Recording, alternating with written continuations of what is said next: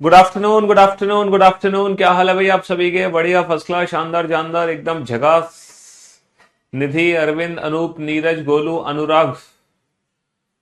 इसका जो रिफ्रेश है ना वो 2 मिनट्स पे लगाना। कभी कभी ना बहुत जल्दी से ना वो स्क्रीन होल्ड हो जाती है। 2 मिनट्स। 2 मिनट वाला लगा दो या 1 मिनट वाला लगा दो कम से कम।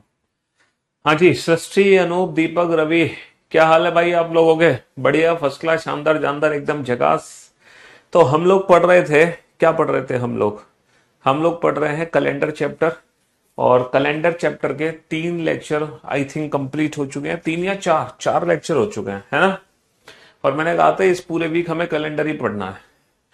और आज थोड़ा सा ना आपकी असुविधा के लिए खेद रहेगा कि आपकी क्लास आज 3 बजे तक ही होगी।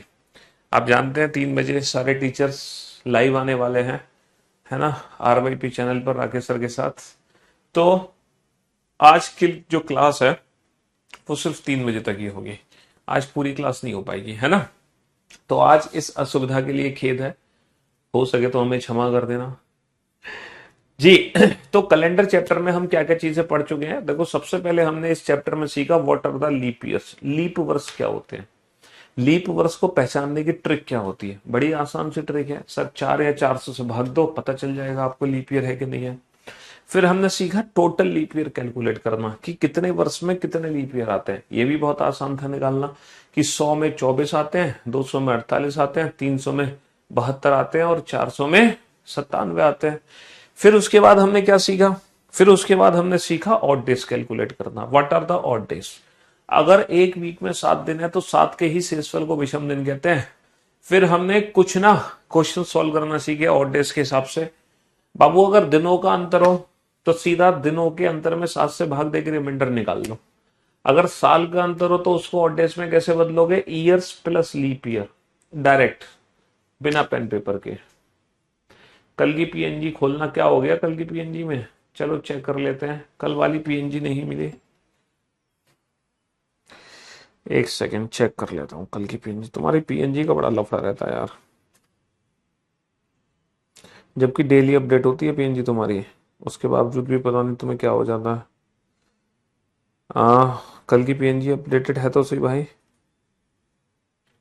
खोलना जरा। अच्छा, गलत डाल दिया ये तो यार ये। हम्म।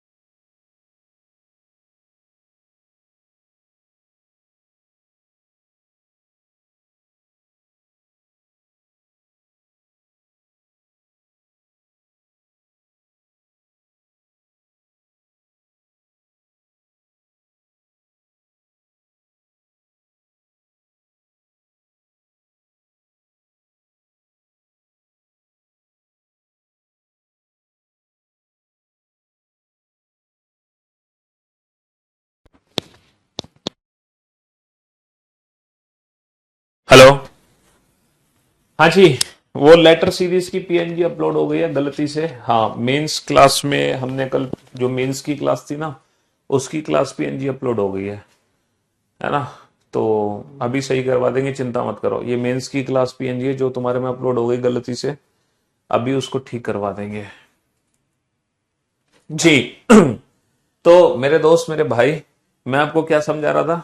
मैं आपको समझा रहा था कि अगर दिनों का अंतर हो तो सीधा 7 से भाग दे के शेषफल निकाल दो, है ना।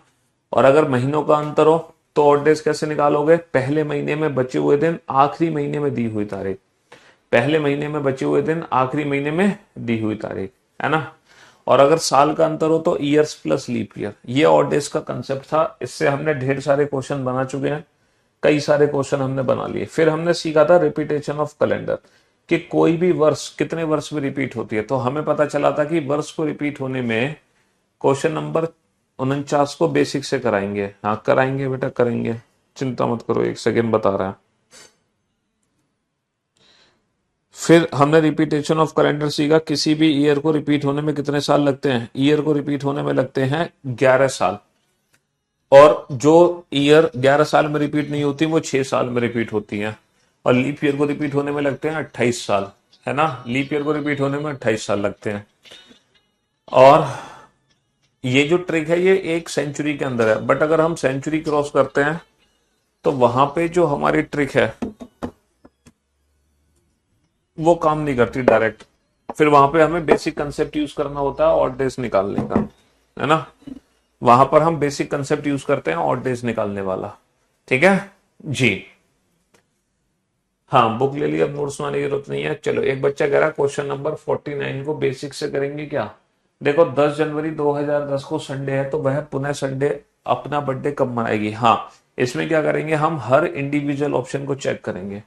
इस क्वेश्चन को सॉल्व करने के लिए हमें हर इंडिविजुअल ऑप्शन को चेक करना पड़ेगा, चेक करना पड़ेगा हर इंडिविजुअल ऑप्शन को, है ना। चलिए साहब, तो हमें ये पता चल गया कि कोई भी ईयर कब रिपीट होता है। अच्छा एक क्वेश्चन आता है, इनमें से ऐसे कौन से 2 महीने हैं जिसका पहला दिन समान है। इनमें से ऐसे कौन से 2 महीने हैं जिनका पहला दिन समान है। ये वाला क्वेश्चन कैसे बनाएंगे। कल हमने पूरे साल का कैलेंडर बताया कि इनमें से ऐसे कौन से 2 वर्ष हैं जिनका पूरा कैलेंडर सेम होता है। अब मैं आपसे पूछना चाह रहा हूं, इनमें से ऐसे कौन से 2 दिन हैं, ऐसे कौन से 2 महीने हैं जिनका पहला दिन समान है। मैं आपको यहां पे कुछ ऑप्शंस दूंगा,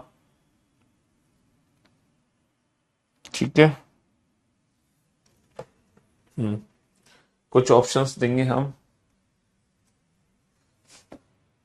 क्वेश्चन नंबर 50, क्वेश्चन नंबर 50 आपके सामने है, ठीक है। इनमें से ऐसे कौन से 2 मंथ हैं जिनका पहला दिन समान है। April and July, April and अगस्त, अप्रैल एंड सितंबर, अप्रैल एंड मई, अप्रैल एंड जून। ऐसे कौन से 2 महीने हैं जिनका पहला दिन समान है। बेटा अगर 10 मार्च होता तो फिर आंसर अलग होता ना, फिर थोड़ी 10 मार्च रिपीट हो रहा था, 10 जनवरी रिपीट हो रहा था वो। 10 मार्च से तो ऑड डेज की वैल्यू 0 नहीं निकलेगी ना, 10 मार्च से ऑड डेज की वैल्यू इसलिए 0 नहीं निकलेगी। फिर वहां पे 2016 भी लीप ईयर काउंट होगा, तब बीच में 4 8 12 16 4 8 सॉरी 10 और 16 के बीच में 12 और 16, तब बीच में 2 लीप ईयर आ जाएंगे। अभी तो 1 है, तो 6 और 2 8। अगर ये 10 मार्च लूंगा तो फिर 2016 भी लीप ईयर काउंट हो जाएगा, तब ऑड डेज की वैल्यू 0 नहीं आएगी, तब ऑड डेज की वैल्यू 0 नहीं आएगी। समझ रहे, वो 10 जनवरी है तभी ऑड डेज की वैल्यू 0 निकली है। चलिए इनमें से ऐसे कौन से 2 महीने हैं जिनका पहला दिन समान है, जिनका पहला दिन समान है। जल्दी से बताओ बेटा, फटाफट से।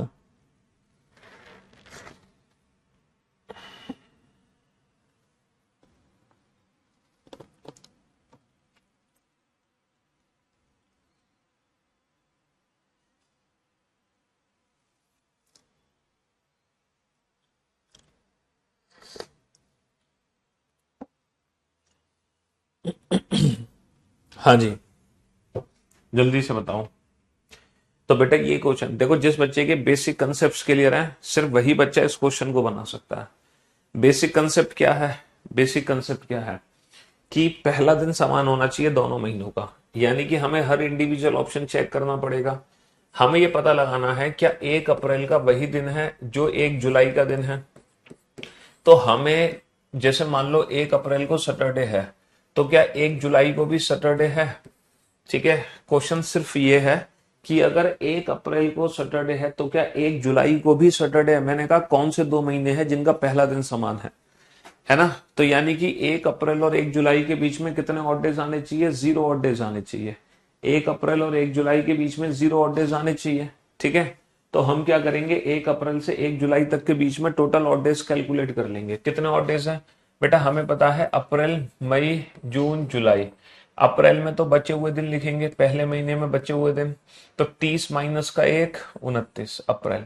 मई में बेटा 3, जून में 2 और जुलाई में दी हुई तारीख 1।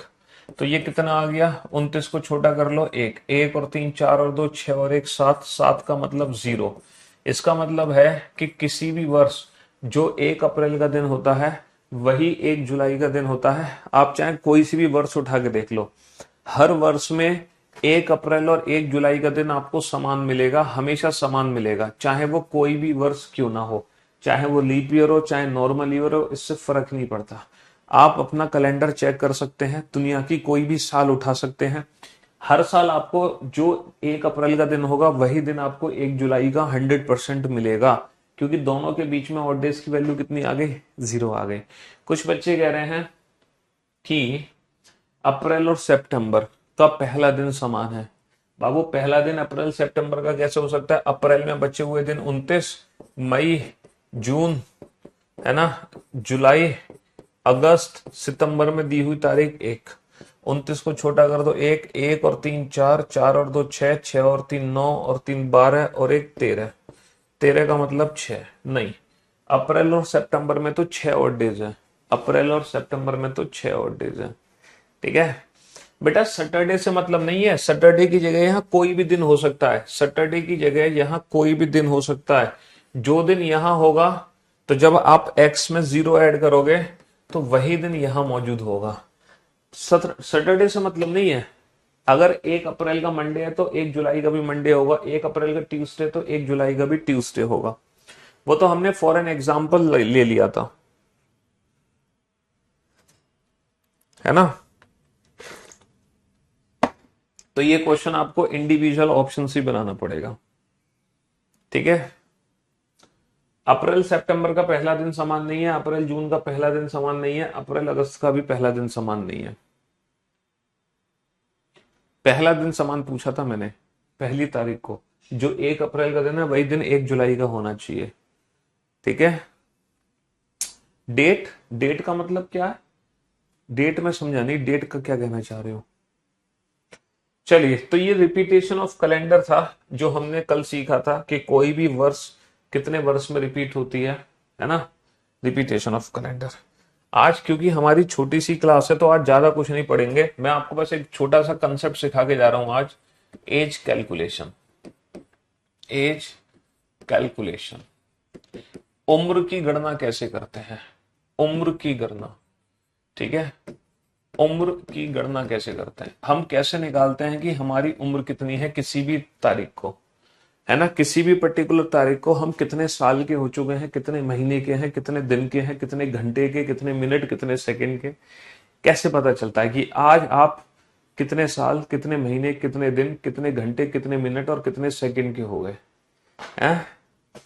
13 से 6 कैसे बना, तुम चुल्लू पर पानी लो और उसको पी जाओ। अगर तुम्हें ये नहीं पता 13 से 6 कैसे बना तो तुम आज की क्लास में बैठने लायक नहीं हो, निकलो यहां से बाहर। अबे 7 एकम 7 कितना बचा, 6, 13 का रिमाइंडर कितना, 6 ही तो होगा, 13 का रिमाइंडर, हद करते तुम बिल्कुल ही, है। 13 से 6 कैसे बना। चलिए एज कैलकुलेशन सिखाता हूं मैं आपको, कैसे हम एज कैलकुलेशन करते हैं। जैसे क्वेश्चन नंबर 51 है ना, मोना का जन्म, मोना का जन्म, मोना का जन्म 15 नवंबर 15 नवंबर 2003 को 3 को हुआ था, ठीक है। मोना का जन्म 15 नवंबर 2003 को हुआ था। तब तब मोना तब मोना तब मोना 1 जुलाई 2020 को, तब मोना की उम्र 1 जुलाई 2020 को कितनी होगी। What is the age of Mona on 1 जुलाई 2020। यदि मोना का जन्म, हाँ रिकॉर्डेड क्लास है, बिल्कुल बहुत बढ़िया। यदि मोना का जन्म 15 नवंबर 2003 को हुआ था, तब मोना की उम्र 1 जुलाई 2020 को कितनी होगी, ये बताओ कितनी होगी। तो एज कैलकुलेट कैसे करते हैं, देखो एज कैलकुलेशन कैसे करना है, जो रेफरेंस है ना वो तो हम लिखेंगे ऊपर, पहले लिखेंगे हम ईयर, पहले लिखेंगे हम ईयर, फिर लिखेंगे हम मंथ, जुलाई, जुलाई कौन सा महीना है, 7वां, फिर लिखेंगे हम डेट, डेट क्या है बेटा, 1 तारीख, है ना।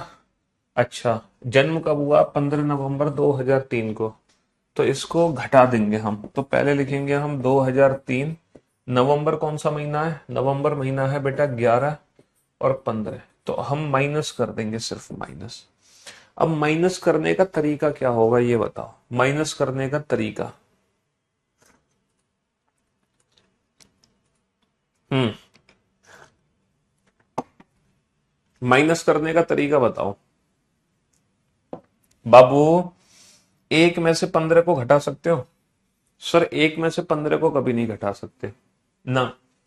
तो हमें क्या चाहिए, यहां से हम महीना उधार लेंगे, यहां से हम महीना उधार लेंगे ना।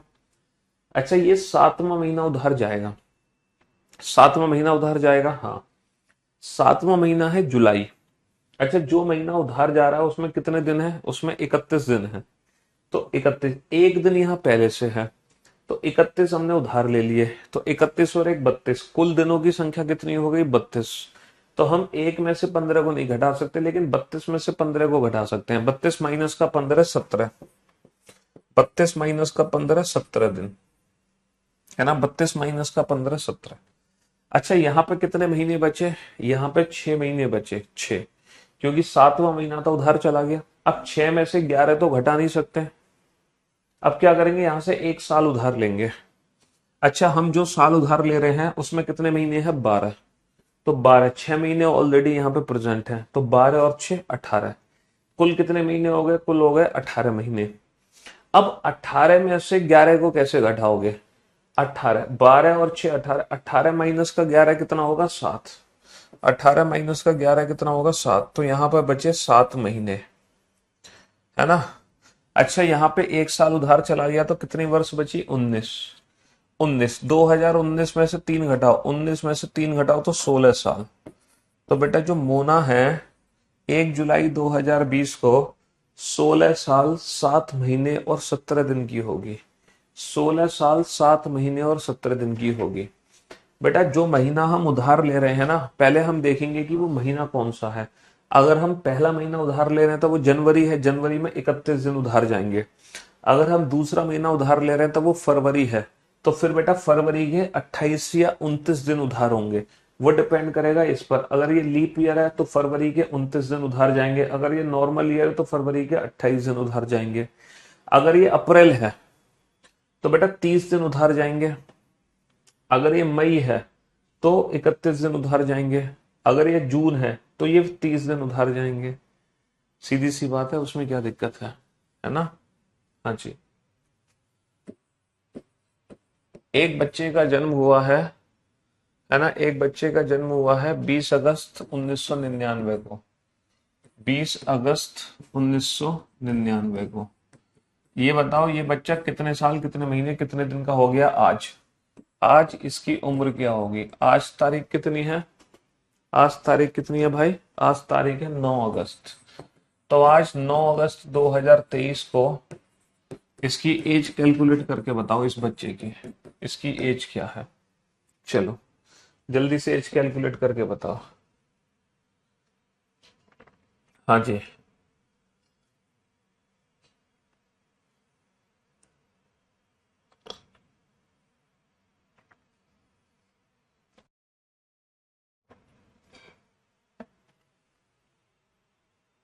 हम्म, जल्दी से बताओ एज कैलकुलेट करके फटाफट से।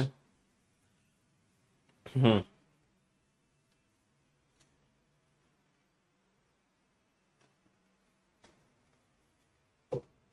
देखो एसएससी और यूपीएससी को आप एक साथ कंसीडर नहीं कर सकते, यूपीएससी की तैयारी अलग तरह से होती है, एसएससी की तैयारी करने का तरीका बिल्कुल अलग है। हाँ, लेकिन अगर आप सी सेट के लिए रीजनिंग पढ़ रहे हैं तो एकदम बेहतर है, आप इस बेस से पूरी सी सेट की रीजनिंग कर सकते हैं, लेकिन आप दोनों एग्जाम्स को एक साथ लेके तैयार करें, ऐसा नहीं हो सकता। अगर आप यूपीएससी की तैयारी कर रहे हैं तो आपका टारगेट यूपीएससी और पीसीएस होना चाहिए। स्टेट लेवल के जो एग्जाम है ना, वो आपका होना चाहिए सिविल सर्विस वाला, है ना। जैसे स्टेट पीसीएस हो गया, पीएससी जिसको हम कहते हैं, हरियाणा पीसीएस हो गया, राजस्थान पीसीएस हो गया, या फिर यूपीएससी। तो ये आपका फोकस होना चाहिए।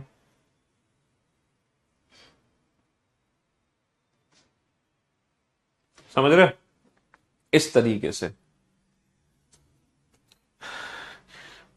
आप सोचो दोनों एग्जाम एक साथ दे लेंगे तो ऐसा कैसे होगा, क्योंकि जो वनडे एग्जाम्स है ना उनके पढ़ने का तरीका अलग है, जो यूपीएससी वाले एग्जाम्स है उनका बिल्कुल अलग तरीका है। हाँ, रीजनिंग तैयार करने का तरीका बिल्कुल सेम है, रीजनिंग तैयार करने का मेथड बिल्कुल सेम है। चलिए साहब, अब ये बताओ, क्या मैं 9 में से 20 को माइनस कर सकता हूं? 9 में से 20 को माइनस, सर 9 में से 20 को माइनस कर ही नहीं सकते। यहां से महीना उधार ले लो, तो आठवां महीना, जैसे आठवां महीना यानी कि अगस्त हो गया, अगस्त में होंगे 31 दिन। 31 और 9 कितना हो गया? 31 और 9 हो गया 40, है ना। 31 और 9 हो गया 40, और 40 में से 20 घटाओगे तो 20 दिन बचेंगे। 40 में से 20 घटाओगे तो 20 दिन बचेंगे। समझ रहे हो? अच्छा, यहाँ पे बच गए 7 महीने। अब 7 में से 8 तो घटा नहीं सकते, 7 में से 8 तो घटा नहीं सकते, तो यहाँ से 1 साल उधार ले लो। तो 12 और 7 19, 19 में से जब 8 घटाओगे तो कितने महीने होंगे? 11 महीने। 19 माइनस का 8, 11 महीने। यहाँ पे बचा 22, 22 में से बेटा 99 घटाओगे, 22 माइनस 99 तो कितना आ जाएगा? 23। तो ये भाई साहब जिनका जन्म 20 अगस्त 1999 को हुआ है, ये आज पूरे 23 साल 11 महीने और 20 दिन के हो चुके हैं। आज इनकी उम्र है 23 साल 11 महीने 20 दिन। अगर ये बताते ना अपना टाइम कि सर मैं इतने बजे पैदा हुआ था, तो मैं ये भी बता देता कि आज ये 23 साल 11 महीने 20 दिन 6 घंटे 50 मिनट 10 सेकंड के हो गए। अगर आपको टाइम पता है तो फिर हम ये भी बता देंगे कि कितने घंटे, कितने मिनट, कितने सेकंड के हो गए। ठीक है, तो आज आपको पृथ्वी पर आए हुए पूरे 23 साल 11 महीने और 20 दिन हो चुके हैं। ठीक है, हाँ जी।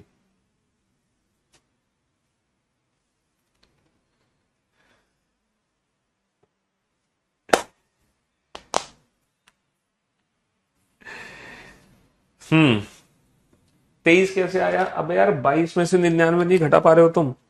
22 में से 99, तुम 22 में से, है ना, 2022 में से 1999, 12 माइनस का 9 3, है ना, 12 माइनस का 9 3, और यहां बचा एक, एक माइनस का ये क्या हो गया? 1999, सॉरी, हाँ। 12 माइनस का 9 3। अब बेटा एक, एक में से 9 तो घटेगा नहीं, तो 11 माइनस का 9 2, और 9 माइनस का 9 0, एक माइनस का 1 0। तो ये तुम घटा नहीं सकते हो, अब घटाना भी सिखाना पड़ेगा तुम्हें। हाँ, 23 कैसे आया? तुमने तो बिल्कुल ही हद कर दी भाई।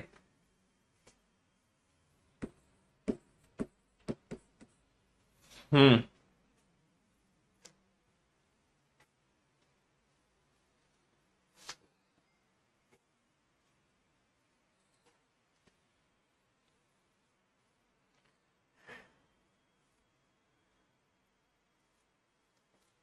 चलिए। एक, तो मेरे ख्याल से अब हम लाइव आएंगे बेटा 3 बजे, है ना। अब हम 3 बजे आएंगे लाइव। ठीक है, तो आज कोई खास आपकी क्लास हुई नहीं, बस एक छोटा सा कंसेप्ट आपने एज कैलकुलेशन का सीख लिया। क्वेश्चन नंबर 35 36 बता दीजिए सर प्लीज। क्वेश्चन नंबर 35 36 में क्या दिक्कत है भाई? एक सेकेंड। 35 36 बेटा, 1 जनवरी और 7 अगस्त के बीच के ऑड डेज चाहिए, तो जनवरी से अगस्त तक के ऑड डेज लिख दो। जनवरी में बचे हुए दिन 31 माइनस का 1 30, अगस्त की दी हुई तारीख 7, बीच में जितने महीने हैं उनके ऑड डेज लिख दिए, सीधा खत्म। अगस्त और दिसंबर में पहले अगस्त आएगा फिर दिसंबर आएगा। ठीक है, 5 मिनट बाद ही आ जाएंगे सर। हाँ ठीक है, आ रहा हूं मैं। चलिए तो फिर आज की सेवा यही समाप्त करते हैं, मुलाकात करते हैं कल आप लोगों से। तब तक के लिए good bye, love you all, take care, शुक्रिया, धन्यवाद, tata bye bye, good bye, love you guys, love you all.